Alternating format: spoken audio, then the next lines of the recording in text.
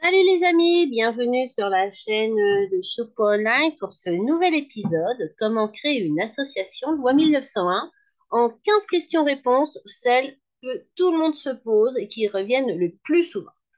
Alors, tout d'abord, qui suis-je? Eh bien, moi, je suis Esther, je suis Associative Angel, c'est-à-dire que j'aide les associations à se développer grâce à la communication, avec des programmes d'accompagnement individualisé ou des programmes de formation. Je ne vous ai pas préparé de sommaire parce que de toute façon, ça va être les questions les unes après les autres.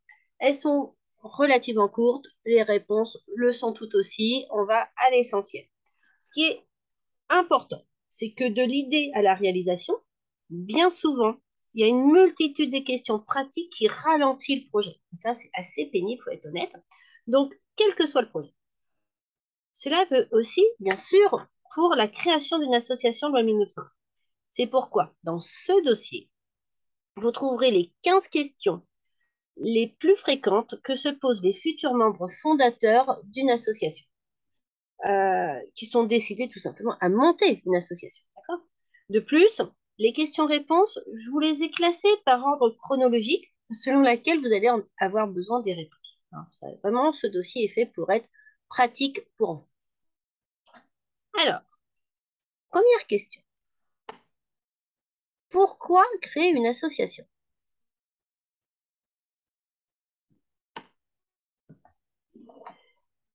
Donc, un groupement associatif, ça implique au premier degré le bon vieux principe, l'union fait la force. C'est-à-dire que plusieurs individus qui défendent la même cause se regroupent pour mettre en commun leurs ressources.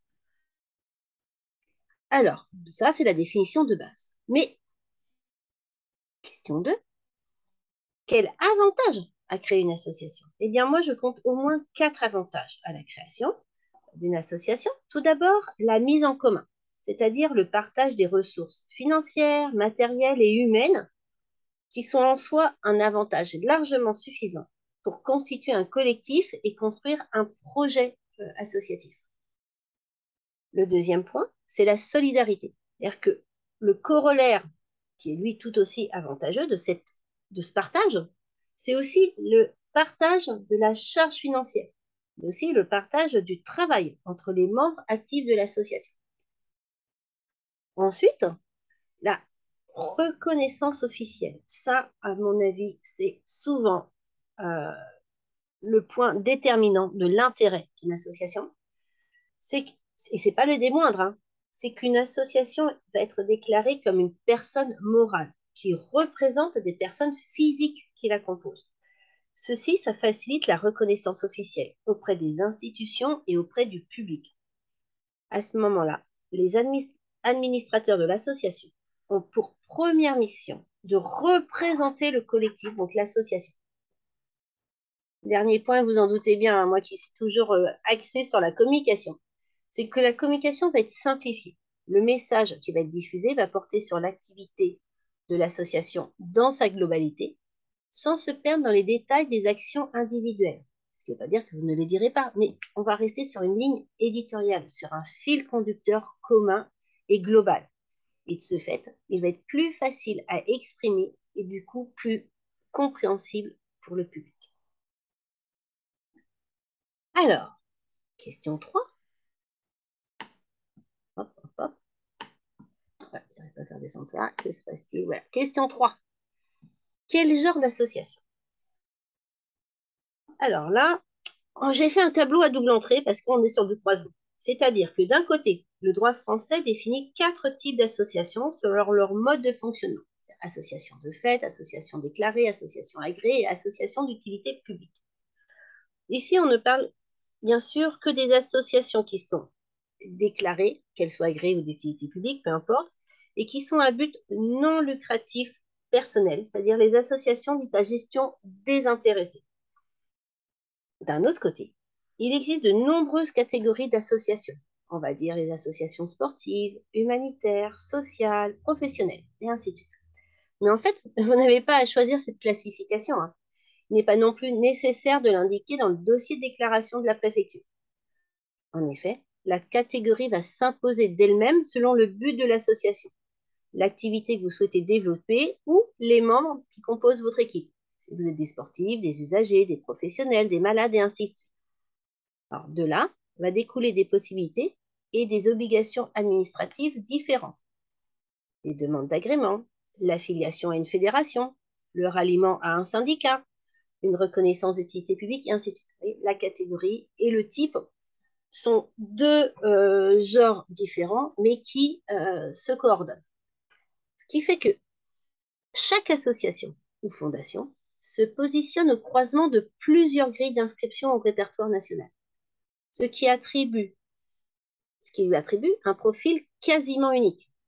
En comparaison, pensez un peu au thème astral qui va combiner date, heure, lieu pour chaque personne.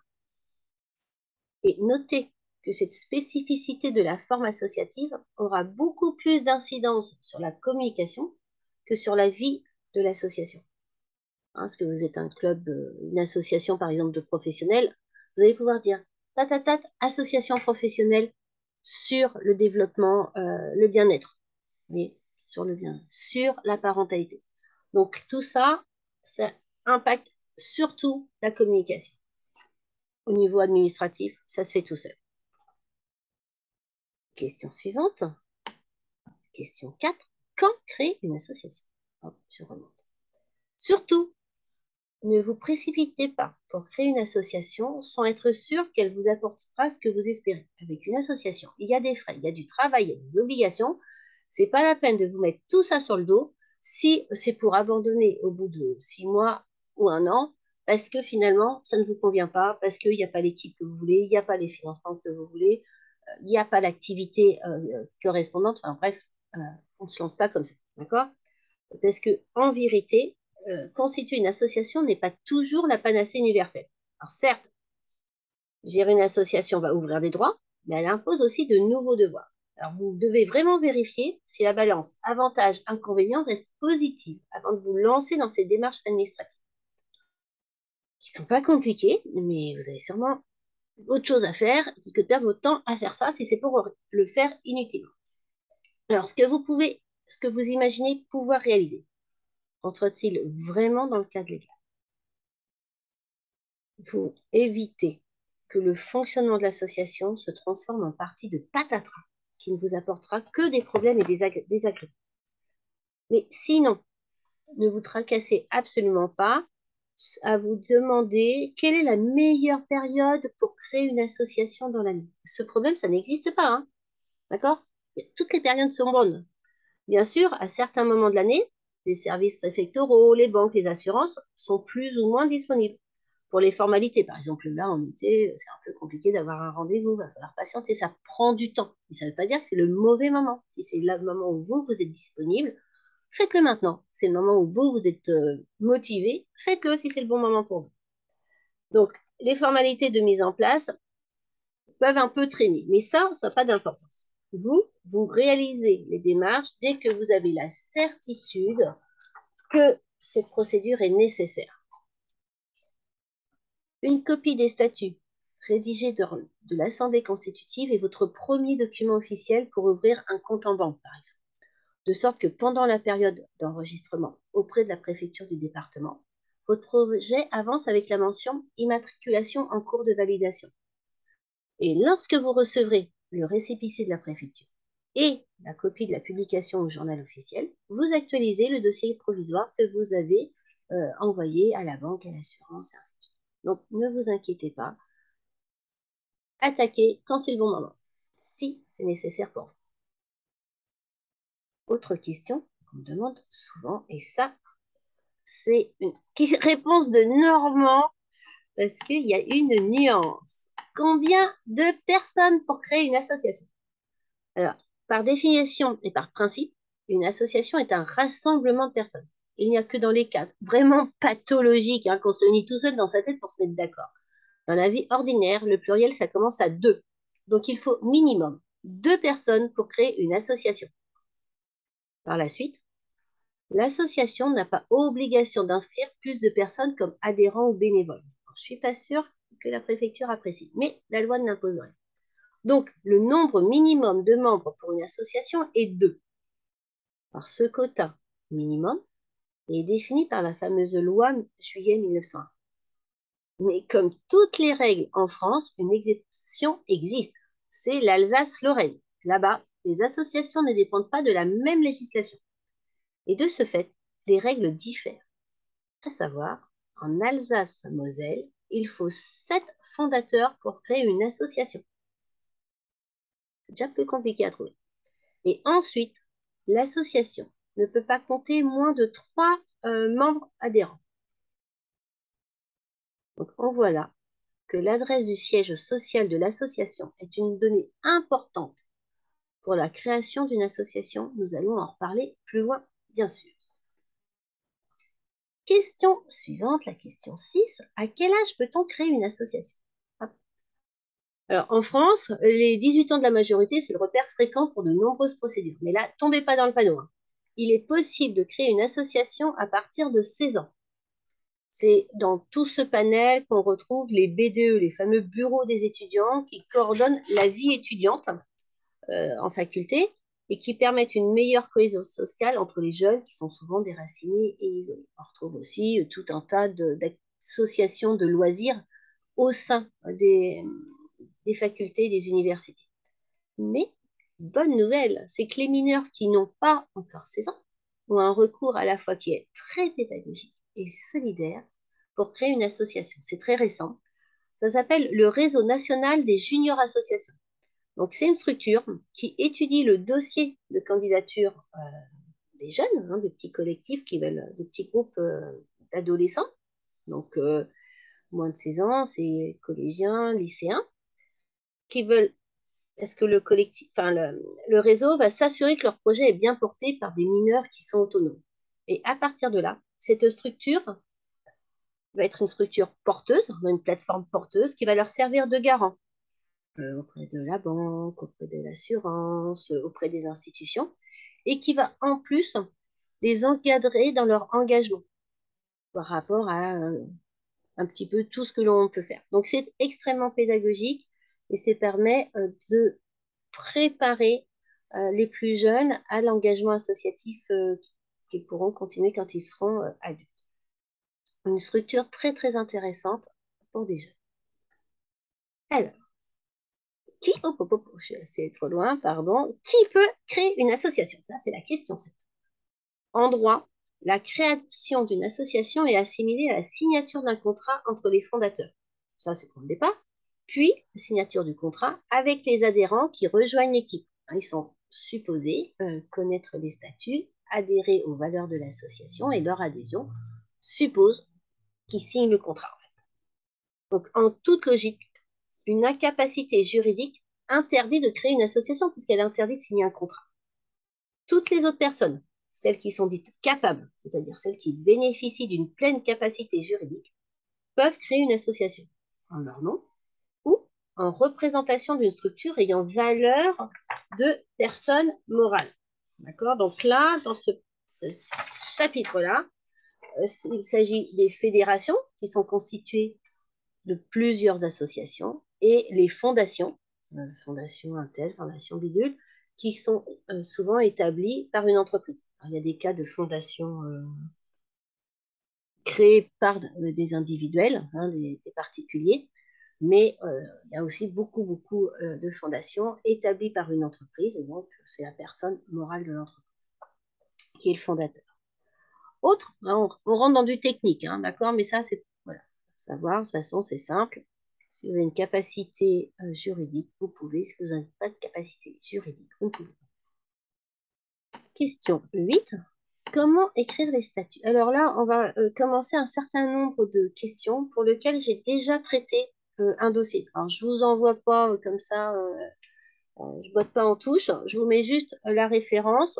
Vous retrouverez très facilement les vidéos sur le reste de la chaîne Shop Online. Et puis moi, je vous fais quand même un petit résumé pour vous expliquer comment les tenants et les aboutissants.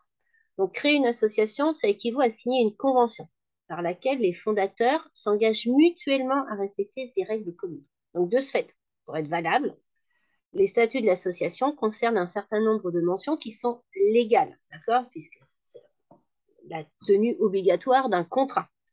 On va retrouver, Je vous mets en vrac et vous verrez le détail dans le dossier. Le nom de l'association, l'objet de l'association, les moyens, les domiciliations, l'administration, la modalité de convocation à l'Assemblée générale, les membres du bureau, le cycle, et ainsi de suite. Surtout quand je vous le dis vite, ça peut être impressionnant, mais ne prenez pas peur, d'accord? Comme pour un contrat de mariage, vous adapterez l'empreinte juridique aux dimensions de votre projet. Pourquoi je parle de contrat de mariage? Parce que deux jeunes qui n'ont rien dans les poches, ils passent rarement devant le notaire avant d'aller à la mairie, hein. Ils font simple. Alors que des amoureux qui sont très riches, qui ont déjà un gros portefeuille d'avoir, ils vont laisser un cabinet d'avocats ficeler un dossier qui va prévoir toutes les situations d'une vie matrimoniale, la parentalité, l'infidélité, les divorces, les veuvages inclus, enfin tout. Ben vous, c'est un peu pareil avec votre association et la rédaction des statuts. Une petite association pépère de quartier, des choses toutes simples. Voilà, vous êtes moins d'une dizaine, vous allez faire un statut simple. Si vous partez sur une plus grosse structure, de plus grande ampleur, de plus grande diffusion, de plus grand budget, là, il va falloir bien ficeler vos statuts et aller au-delà des mentions légales minimum. Et là, tous ces détails, vous les retrouverez dans le dossier là, excusez-moi, sur le dossier qui est déjà sur la chaîne YouTube.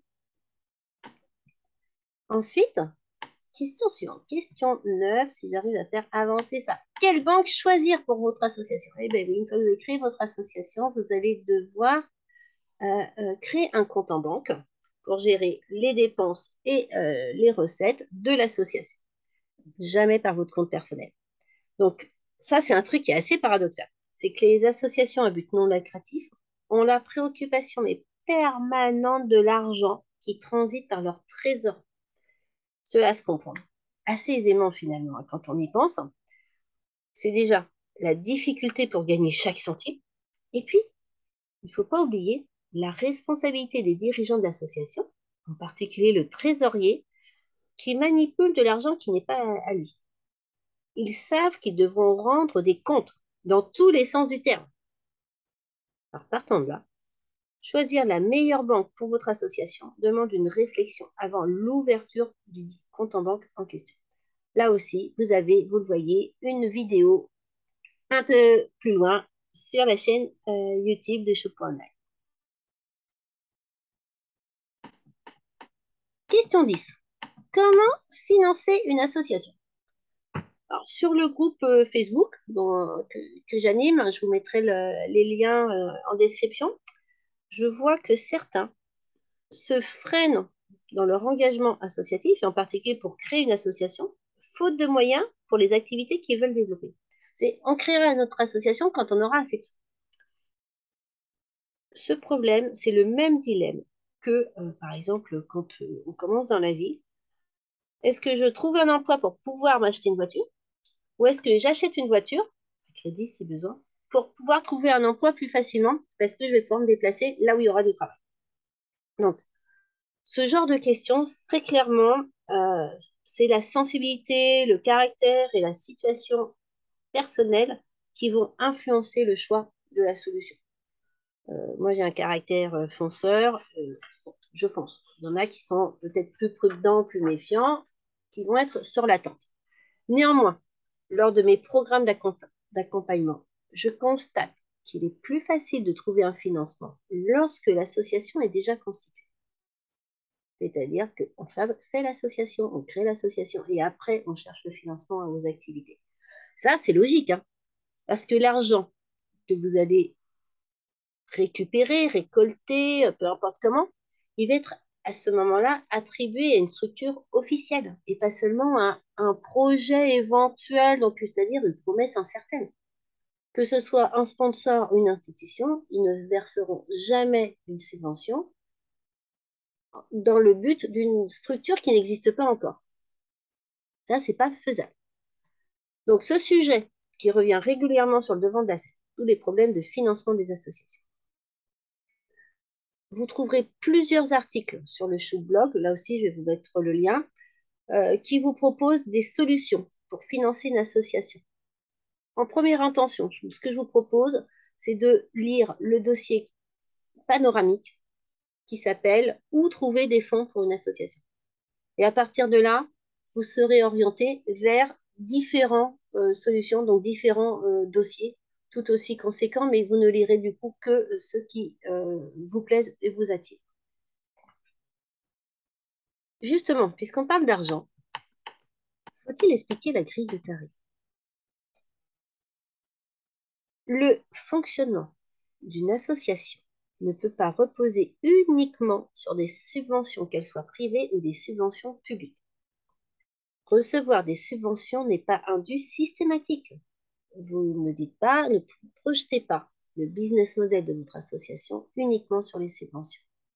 Du jour au lendemain, la mairie peut arrêter de les verser ou le conseil régional peut diviser par deux euh, les montants de ces subventions ou ainsi de suite, ou mettre des conditions que vous ne remplirez plus. Vous êtes trop fragile face à une subvention. Donc, il est toujours possible de monter un dossier pour une demande, mais il n'est pas garanti de l'obtenir. C'est pourquoi je vous recommande de considérer ce mode de financement comme aléatoire, donc avec beaucoup de prudence. Et puis, soyons clairs, hein, toutes les associations ne peuvent pas prétendre à des collectes auprès du public non plus. Hein, je sais pas, voilà, le de tricot, il ne va pas aller collecter de l'argent. Je vois pas trop le truc, quoi. Donc, par un souci d'indépendance, au moment de créer l'association, envisagez tout de suite les ressources que vous souhaitez accepter. Précisez si recevoir des dons et des legs inclut aussi des dons manuels, c'est-à-dire du matériel. Ça, je vous le conseille, hein, je vous avoue. Parce que cette ressource, c'est un financement indirect qui va vous éviter des achats ou qui va vous permettre de la revente. Je parlais d'un club de tricot. Un club de tricot qui reçoit de la laine, par exemple, il peut soit s'en servir, qu'il achète moins, soit le revendre alors à ses adhérents ou au public, et donc ça lui fait un financement. Et si on n'a pas prévu qu'on pouvait recevoir ça, on est coincé. Et encore, faut-il aussi savoir calculer le montant des cotisations avec clairvoyance. On peut vouloir faire du social et prévoir un petit montant, mais du coup, ce petit montant, s'il est insuffisant pour gérer les frais fixes de l'association, il faudra trouver des fonds extérieurs. Ou alors, on met des fonds, une cotisation beaucoup plus importante, on est beaucoup plus sélectif sur le public qu'on accueille, mais peut-être que dans ces cas-là, on peut se dispenser d'activités grand public. Vous voyez, c'est toute une balance. Ce qui est certain, c'est qu'une fois que vous allez avoir établi votre grille de tarifs, il va falloir être capable de l'expliquer avec aisance et efficacité. Et ceci, ça demande des compétences en communication. Il y a un article sur le Chou Blog à ce sujet, avec des cas concrets de flop et de top. Ensuite, qu'est-ce qui va déterminer, question 12, qu'est-ce qui va déterminer la meilleure assurance pour une association? Là aussi, vous avez une vidéo un petit peu plus loin. L'assurance, elle est obligatoire. C'est à minima une assurance responsabilité civile. Et à mon sens, le choix d'une assurance est encore plus lourd de conséquences que le choix de la banque. Parce qu'en cas d'erreur, les indemnités à verser par les responsables peuvent atteindre des sommes mais faramineuses qui sont susceptibles de vous ruiner à vie, sans oublier une éventuelle peine de prison pour finir de vous accabler. Alors, n'oubliez surtout pas de souscrire une assurance pour votre association et allez regarder en détail ce dossier pour ne rien oublier et surtout ne pas faire de petites économies dramatiques. Ensuite, question 13. Peut-on trouver un local associatif? Contrairement à ce qui est inscrit au-dessus de toutes les mairies de France, liberté, égalité, fraternité, les associations n'ont pas toutes les mêmes chances pour se développer. Par exemple, la contrainte de trouver un local est la plupart du temps déterminante pour l'avenir des activités.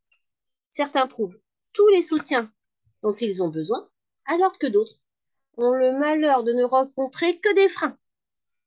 Je vous propose à ce sujet le témoignage de Wilfried, qui est président fondateur de la boutique Sansou à Saint-Lô, et qui nous raconte les galères à répétition pour trouver un local associatif quand les étoiles refusent de s'aligner. Donc là, vous voyez ça, là, pareil, sur cette vidéo. Ensuite, que faire? On a tout, hein. On a la banque, on a l'assurance, on a le local, on a les fonds. Mais que faire pour recruter une équipe associative? À nouveau, un dossier. Parce que créer une association, c'est pas une fin en soi, hein. Une association, c'est un groupement, c'est prévu pour avoir une vie. C'est une personne morale vivante. Donc, créer une association, c'est plutôt le début d'une aventure qui va entraîner les fondateurs, puis les dirigeants sur de nombreux chemins. En parallèle de la cause défendue et de l'administratif obligatoire, des compétences de management sont requises. En effet, gérer une équipe associative représente un regard multidirectionnel. De fait, bénévoles, employés, fournisseurs ou bénéficiaires ne se recrutent pas de la même façon.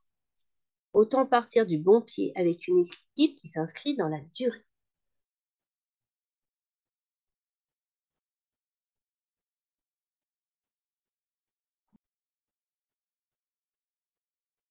Ah, bon, on avance bien et on arrive au bout un peu de cette vidéo avec d'abord la question 15 et puis une question bonus. Question 15. Où se renseigner avant de créer une association? Bon, là déjà, on a fait un petit tour d'horizon. Mais préparer votre projet vous évitera les erreurs du débutant. Vous gagnerez du temps à ne pas avoir à refaire et souvent défaire, refaire, c'est beaucoup moins bien que si on avait fait correctement dès le début. Donc, on se renseigne. Un truc simple, hein. Vous demandez à ceux qui savent, pas ceux qui croient le savoir, ceux qui savent vraiment. En première intention, vous trouverez tous les textes officiels sur le site du gouvernement. D'accord? C'est officiel avec les références des articles, tout ça, des formulations. Voilà, c'est ça. En parallèle, je vous propose c'est d'en discuter avec les personnes qui sont autour de vous, qui ont déjà une expérience associative. Alors, par exemple, il y a le groupe privé Facebook Aide entre associations que j'anime. Il accueille plusieurs centaines de membres associatifs qui sont donc très impliqués, qui ont des expériences variées, certains de très très belles expériences de longue date sur des structures plus ou moins complexes. Donc vous y trouverez sûrement les représentants d'une association similaire à celle que vous souhaitez fonder. Donc ils seront avec plaisir répondre à vos questions et ainsi de suite et de partager avec vous. Sinon, vous allez aussi à la rencontre des associations de votre secteur géographique. Pour autant, soyez bien conscient que vous rencontrerez aussi bien des personnes enthousiastes que des personnes négatives à propos de votre projet. Alors surtout, ne vous laissez pas démoraliser ou démotiver par ces dernières. D'accord? Vous avez une idée, vous y tenez. Au contraire, profitez de la liste des problèmes qu'elles vont soulever pour anticiper les solutions. Ah non, mais le problème, c'est que vous notez, vous cherchez la solution et vous prévoyez déjà ça. Et vous êtes encore mieux blindé grâce à leur négativisme, à vous, pour construire et avancer votre projet. Et puis, il va falloir aussi, soyons réalistes, confronter la théorie à la pratique. Parce qu'avant de créer une association, vous pouvez par exemple demander un rendez-vous avec la future mairie de rattachement. Puis vous leur exposez votre projet. Alors là, attention, hein, c'est que l'organisation municipale varie selon l'importance de la commune. Donc, la, la taille, j'allais dire, de l'équipe élue et de l'équipe permanente. Vous pouvez rencontrer directement le maire ou un conseiller responsable de la commission des associations, mais les plus grosses mairies salariés des coordinateurs qui sont spécialisés. Donc là, je ne peux pas vous donner de schéma type. Vous voyez avec votre mairie qui peut travailler avec vous, avec qui vous pouvez discuter concernant votre projet. Par exemple, pour les locales, voilà. Ou les futures subventions aussi. Donc, il y a aussi des communes qui gèrent une maison des associations. Vous pouvez aussi aller voir sur place comment se déroulent les choses. L'ambiance, l'organisation, est-ce qu'il y a des permanents ou est-ce que c'est juste un local à temps partagé? Les relations avec la commune ou avec les autres associations. Oui, prenez la température. Pour une association sportive, se renseigner, c'est évident. C'est d'abord, on contacte la fédération qui correspond. Pareil pour les associations professionnelles d'auto-entrepreneurs quand il y a un domaine qui est organisé autour d'un syndicat ou autre variante. Une association culturelle, va devoir s'adresser aux autorités. euh, Pardon, c'est une association cultuelle, c'est une association religieuse. Je me suis trompée, toutes mes excuses. Elles vont s'adresser aux autorités religieuses responsables de leur secteur. Chacun sa chacune. Mais justement, j'y reviens, les associations de spectacles vivants, les associations culturelles, celles de soins à la personne, d'accueil des personnes fragiles, les refuges d'animaux, etc. Dès qu'il y a un agrément en jeu, vous devez vous renseigner avec les autorités qui affairent à cet agrément. Commencez par ça avant de boucler votre projet. Ça vous permettra de mieux rentrer dans le cadre euh, qui va être imposé par la législation. Vous êtes libre dans le cadre, mais ce n'est pas la peine de commencer à faire un truc bancal. N'hésitez pas à poser les mêmes questions à vos différents interlocuteurs. Ainsi, vous pourrez croiser les réponses et obtenir des informations plus précises. Quelqu'un peut oublier de vous donner une information, ou donner une information un petit peu bancale, on va dire, ou pas tout à fait actualisée. Et donc, l'ensemble des informations va vous permettre d'avoir un dossier plus complet. Et puis, l'information donnée par la personne A peut vous permettre de poser une question à la personne B. Vous voyez, vous faites un effet de yo-yo comme ça. Puis, voyez par exemple si vous pouvez obtenir un guide pratique avec les contacts dont vous aurez besoin dans votre future vie associative. Là, je pense par exemple en mairie ou dans une maison d'association au niveau de la fédération. Si ils sont organisés, vous pouvez avoir un petit livret d'accompagnement à la création d'une association. C'est souvent très pratique et très bien fait parce que c'est fait par des professionnels. Petite question bonus. Qui peut vous aider à créer une association? Alors, lorsque vous naviguez sur Internet, vous allez trouver de très nombreuses informations utiles. Elles foisonnent hein, même. Ça va être à vous de trier pour trouver celles qui répondent vraiment à vos questions. Certaines institutions que j'ai citées précédemment vont proposer un service d'accompagnement administratif qui est bien pratique et qui vous évitera beaucoup de travail. Si vous avez cette opportunité, surtout, n'hésitez pas. D'accord? Voilà, parce qu'ils ont des matrices, ils ont des gens qui sont habitués à le faire, pof, pof, ça roule bien pour eux. Ça, c'est quand même extrêmement pratique. Sinon, si vous n'avez pas la chance de disposer de tels avantages, sachez qu'il y a des professionnels qui, parmi tous leurs services, peuvent réaliser le travail à votre place. Par exemple, je pense à un avocat, je pense à des secrétaires indépendantes, à des agents administratifs, des gens voilà, que vous pouvez mandater en disant est-ce que vous pouvez nous écrire vos statuts, nos statuts. Bon, pourquoi pas. Et puis, il y a des conseillers. Et ça c'est mon travail à moi. Moi, ce qui concerne Shop Online, ma mission s'inscrit dans le conseil personnalisé au sujet et de la communication et du fonctionnement de l'association. Par exemple, en consultation privée, je reçois beaucoup d'associations qui savent ce qu'elles veulent faire au final, mais elles ne savent pas trop comment le faire. Est-ce que ça va être bancal? Est-ce que voilà, elles ont un petit peu du mal à coordonner toutes leurs idées? Eh bien là, pas de souci. Moi, je réponds toujours de manière pragmatique à des questions qui sont concrètes, parce que le but, c'est que vous créez une association qui vous corresponde à 100%. Donc, lors d'une consultation, le plan d'action que nous construisons ensemble vous fait gagner du temps et vous évite beaucoup de stress. Je vous mets bien sûr le lien dans la description.